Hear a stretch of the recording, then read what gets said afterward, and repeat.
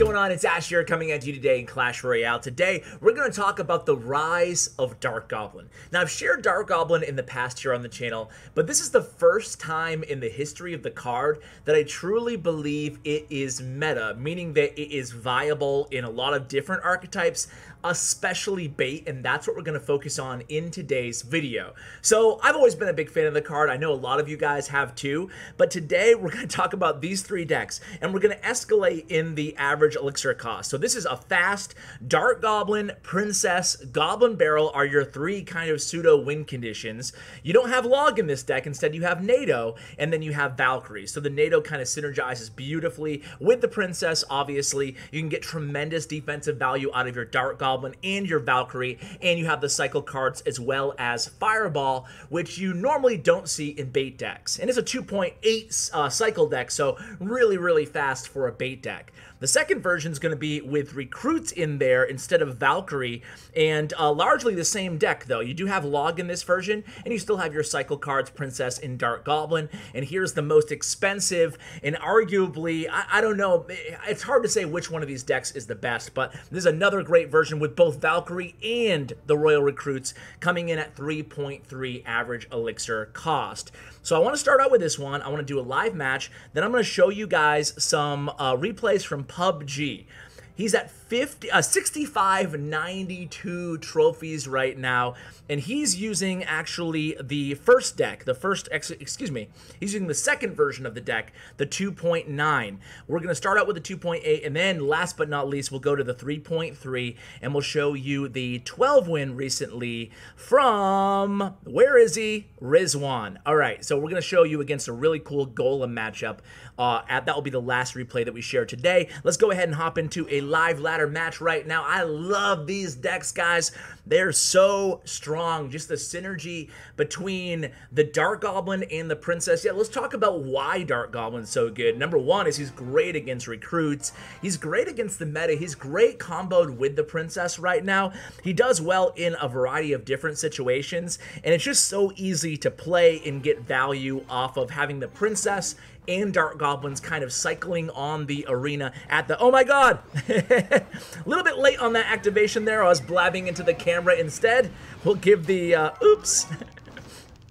All right, so we're going to send in a Goblin Barrel here. He's playing Hog. I'm going to take a guess that he doesn't have NATO, but he could be rocking, oh, he does. He does, but he does not activate, so I kind of get lucked out there. I'm going to go ahead and play an opposite lane Dart Goblin. He'll finish off that Baby D, hopefully before the Baby D gets any damage. Indeed, it is. So that was, you know, not very good there, Ash. Way to go, dude. I'm just going to, just in case, just keep cycling here. And he doesn't have his NATO back in hand here yet, so we'll just go ahead and drop down a Goblin Barrel, and this time he'll be forced to zap it. So despite the Hog getting an extra hit, at least he didn't activate his King Tower with that Goblin Barrel. We took a gamble, kind of a stupid gamble, honestly. Not using our, we're just going to NATO this all together, kind of buy me some extra time, getting some value out of that Valkyrie. Hopefully this Hog doesn't get one hit. He doesn't. Good. Now he has that NATO. I'm going to play it into the safe, the Goblin Barrel in the safe spot. That way he cannot activate here. And we'll see what he does. He's going to be smart, not use his NATO there. But luckily, I'm able to get a little bit of damage. Again, I'm going to play a Princess opposite lane here. He does not have his Hog in cycle, so we're going to pull everything together with the Skeletons, and the Princess will be able to finish things off there. I have activated my King Tower. I forgot that I activated it. I was just late there because I was talking to you guys. I'm going to blame you for this, guys. Don't let me blame you for this. Again, we're going to pull the same move here. And hopefully we don't take a hit. We do. Unfortunately, that will eat away a little bit at our chip damage there. But we're just going to go ahead and play a Valk here. We're going to play a Princess, and then we're going to NATO. Now, I should be NATOing a little bit more to the left, but it's okay. So he has NATO in hand again. We're just going to play the Goblin Barrel kind of in the safe zone. We're also going to Fireball here. We need to get some damage, and we need to, you know, harming those guards in the process is just fine. We're definitely not in the lead right now, so we want to make sure that we pull everything over here. I'm going to play a Dart Goblin in this lane this time. Hopefully, I don't think he'll get a hit in. He doesn't. And again, just taking our time here. No need to panic. I'm not going to send in the Goblin Barrel just yet. He's going to guards over there. That's fine. I'll play a princess. He might. Let's see what he does here. I'm going to send in the Goblin Barrel.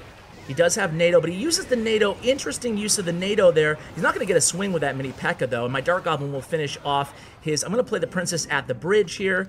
I'm going to go ahead and try to chip away a little bit. Skeletons over here. I'm going to play a Valkyrie right in the middle, and then we're going to pull everything together again at the last second here, and then we're going to go ahead again and use our... I should have Dart Goblined here and not Princessed. I need that DPS against the baby dragon. So a little mistake there by yours truly. We'll pull those skeletons over. I'm going to have to play a Valkyrie here. And again, we'll take care of all that. And again, play a Goblin Barrel. He does have NATO back in hand here, guys. Man, this match is taking a while. Not gonna lie. Again, we have Princess ready to go. You can see how I'm able to basically cycle princesses and Dart Goblins here. I'm going to play a Dart Gob at the bridge. Ooh, unfortunate there. Did not see him playing a baby dragon there. That was not good. We're going to play a Valkyrie here. We're going to play a NATO over here. Going to pull everything together. I'm going to get my skeletons, my Ice Spirit. We can't let him get a hit there. And he's going to zap, which is good. He does have NATO in hand. We're going to put the pressure up here, though, guys. Cycling another. Forcing him to use the 3-for-4 trade. I'm totally cool with that. The guard will not kill my princess. Gonna go ahead and Dart Goblin over here. Hopefully get a little bit of damage in the left lane. This match is going forever here, guys. We'll see what he does. I want to protect my Dart Goblin. Can I? No. Way to go, Ash. Way to go, dude. Send in that Goblin Barrel safe spot. Get that princess down. Getting a little bit more chip damage. I'm happy with it, guys. Again, we're going to play a Dart Goblin way over here, trying to chip away. Going to play that Valkyrie directly on that Hog Rider. Cannot let that Hog Rider get a hit. And this time we're going to switch lanes here. Go to the right lane. He might guards on the right, so I want to try to protect that princess if I can. I could fireball there, but I want to make sure that I'm safe. I'm getting a lot of chip damage in the left lane. That's good. No reason to kind of panic at this point, guys. He does have his NATO in cycle. Again, here we go. We're running a little bit short on time. We're going to pressure in the left. Going to get a Dart Goblin way back here. He's going to fireball again. Going to get a princess on the bridge here. Hopefully we can kill this P.E.K.K.A. We can. All right, going to... I don't think I even needed the NATO there, maybe. We'll see. I'm actually going to Goblin Barrel in the opposite lane here. Going to send in the Dart Goblin in the left lane as well. We get 300 damage on the right tower. That's good. That puts it at Fireball. And oh my god, 6 minutes into this poor video, we finally come away with the victory. Whoa! It was fun, at least for me. Was it good for you? It was good for me. I gotta go... All right, whatever. All right, so...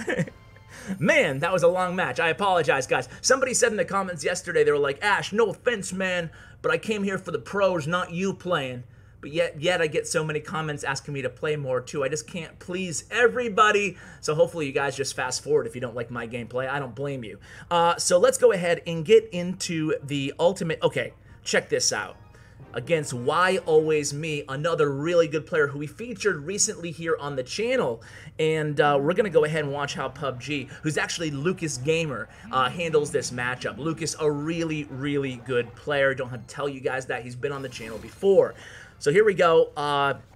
It's going to, again, early on with this deck, guys, it's pretty easy. You're going to treat it like a normal bait deck, but the forgiving factor of this deck is just beautiful, meaning that, especially the recruits version, you can always cycle them in the back. You can always play them if you're in trouble at the bridge. They even get value against unorthodox situations like a bowler coming in the right lane. Like, check out this bowler right here. I think these recruits are going to prevent all damage in the right lane. It is... As weird as that sounds, it doesn't seem like they should prevent all damage from this bowler, but they are. Check that out. Check that out. The bowler doesn't even get one hit on this right tower here, and this is at 6,600 trophies, or very, very close to. Really incredible. And here we go again. We get some flexies. Got some flexies in the background here. Get some live spectators, although we can't see how many. I wish we could see how many spectators there were as a replay, but we can't. Anyway, we do a good job distracting that Inferno Dragon, and then we're able to kill the Inferno Dragon using the Dart Goblin and the Princess, same lane. Of course, he's going to be able to bowler this all away, but we play pretty good defense. Now, of course, Why Always Me is playing the Splash Yard with Freeze.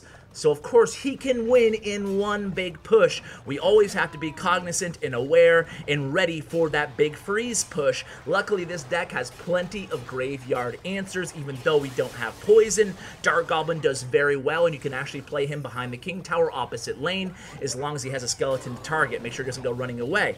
So you have a lot of good options, especially Dart Goblin and Princess and skeletons, even your cycle cards, and even, let's be honest, recruits are actually pretty decent against graveyard as well. So plenty of options against graveyard, not a big deal. I actually think that because of recruits being added to the game, if you use them in graveyard decks, great. If you don't use them in graveyard decks and your opponent has a recruit, not great, you know? And I feel that way against so many different archetypes. For example, Three Musketeers, same way.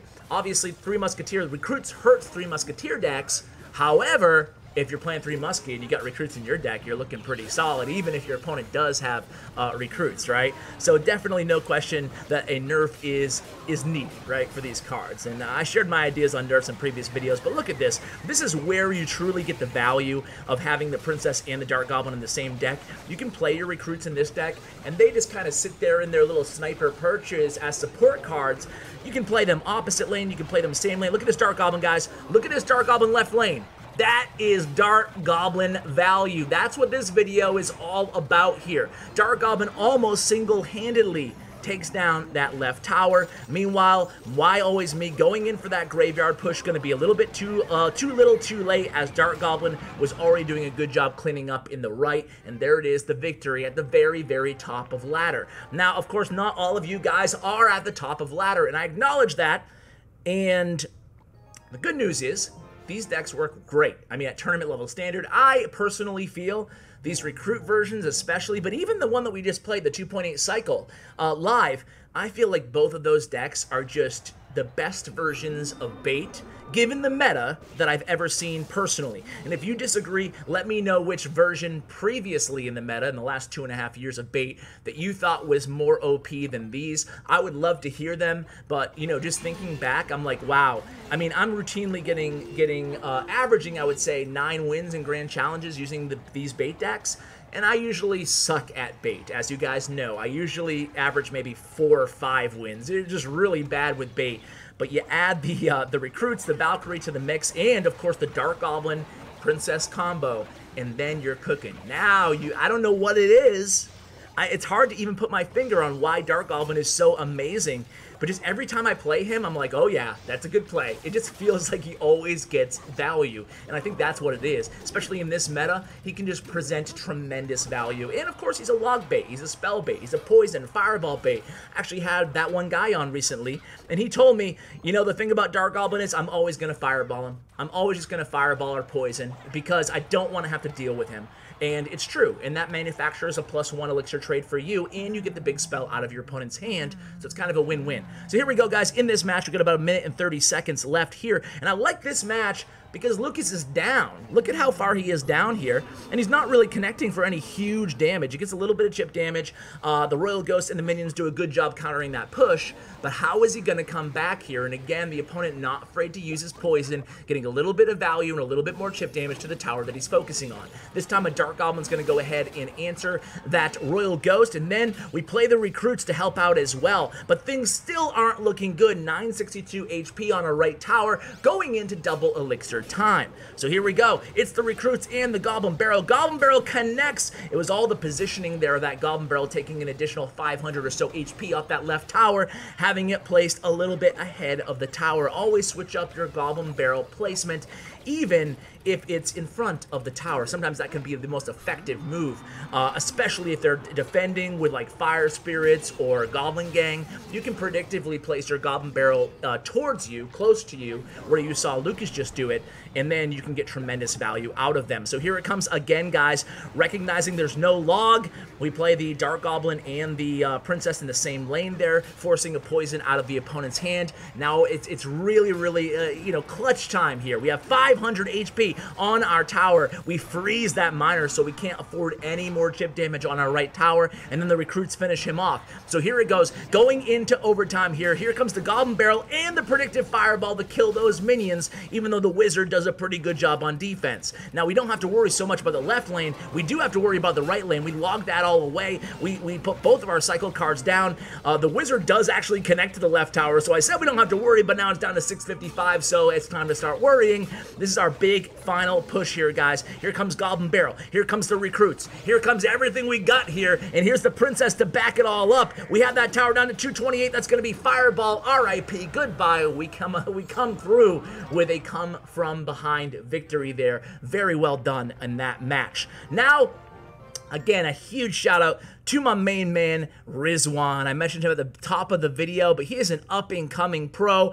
Well, he already is a pro. He's a really, really underrated and good player. He represents the Pakistani community so well. He's just a really smart player and just an awesome guy. So huge shout out to him, and thank him again for coming on the channel. One of my favorite dudes out there is Rizwan. And shout out to his little brother. I forgot his name, but he's amazing. So if you're watching, Rizwan's little brother, hello, and thank you. Thank you for everything, buddy.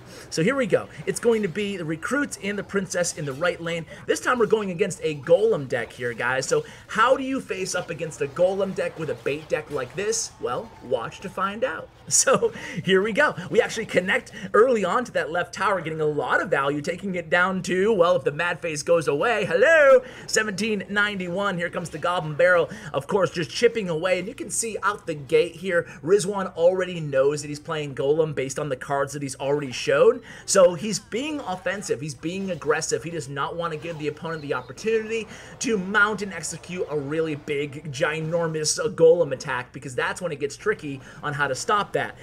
The version with Tornado might be arguably a little bit easier to defend against these big beatdown decks, because you can really capitalize on the synergy between Valkyrie, Princess, and NATO when you have them all, as you saw me do in that first live match that lasted about 15 minutes, it seemed. Anyway, guys, here we go. A golem is played in the left lane. This time we have recruits going down both lanes, and check out that, guys. Recruits tanking for that Goblin Barrel. That's going to be bye-bye right tower, and it is down. There we go. Rizwan scores, and now the opponent doesn't really have enough elixir left to defend here. And look at this placement here by Rizwan, guys. He's going to put that Valkyrie down. He's going to log everything back, pull that Lumberjack over, freeze everything with the Ice Spirit. He's still relying on that Dart Goblin. Got a ton of value defensively. Again, illustrating the power of the Dart Goblin, even against unorthodox opponents such as a Golem. That chip damage really adds up. I said it when the card was released, but it's kind of like a Gatling gun that you have there with that Dart Goblin. And again, the opponent here, this is the 12 win too. This is the 12 win replay. The opponent reloading for a big final Golem push. We're going to be ready for it. Not only did we take the left tower, but at this point in the match, all we have to do is make sure the opponent does not 3-crown us, because there's no way he can get both towers down.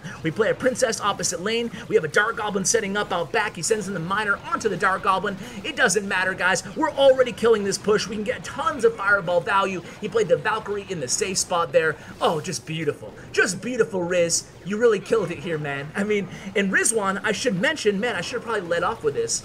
He's won 6 grand challenges in a row using this deck. That's incredible. Actually, I lied. I think it's 5 grand challenges in a row, and before that, he was using a mortar bait deck.